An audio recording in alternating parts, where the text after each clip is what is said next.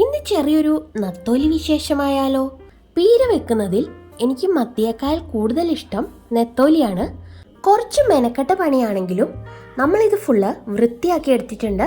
ഇപ്പം ഞാൻ വളരെ ഈസി ആയിട്ട് ചെയ്യാൻ പറ്റുന്ന ഒരു മെത്തേഡിലാണ് ഇത് വെക്കുന്നത്. കുറച്ച് തേങ്ങയും മഞ്ഞൾ പൊടിയും മുളക് പൊടിയും കുഞ്ഞുള്ളി, വെളുത്തുള്ളി, കറിവേപ്പില ഇവയെല്ലാം ഇഞ്ചിയും കൂടി ചേർത്ത് ഒരു ചട്ടിയിലേക്ക് ഇട്ട് കൊടുക്കുക. ഇനി കൈകൊണ്ട് ഇവ നല്ലതുപോലെ ഒന്ന് യോജിപ്പിച്ചെടുക്കാം. അതിനുശേഷം നമ്മൾ കഴുകി മാറ്റി വെച്ചിരിക്കുന്ന നെത്തോലിയും കൂടി ഇതിലേക്ക് ഇടുക.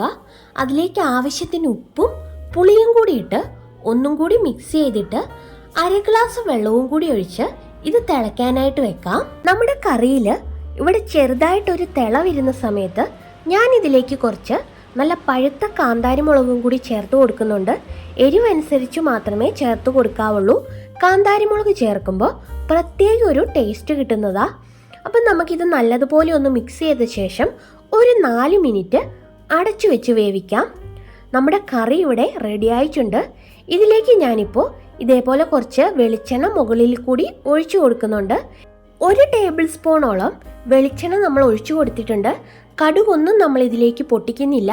നല്ല ടേസ്റ്റി ആയിട്ട് നാടൻ രീതിയിൽ നമ്മുടെ നെത്തോലി പീരി ഇവിടെ റെഡി ആയിട്ടുണ്ട്. ഈ സമയത്ത് നമുക്ക് ഗ്യാസ് ഓഫ് ചെയ്യാം.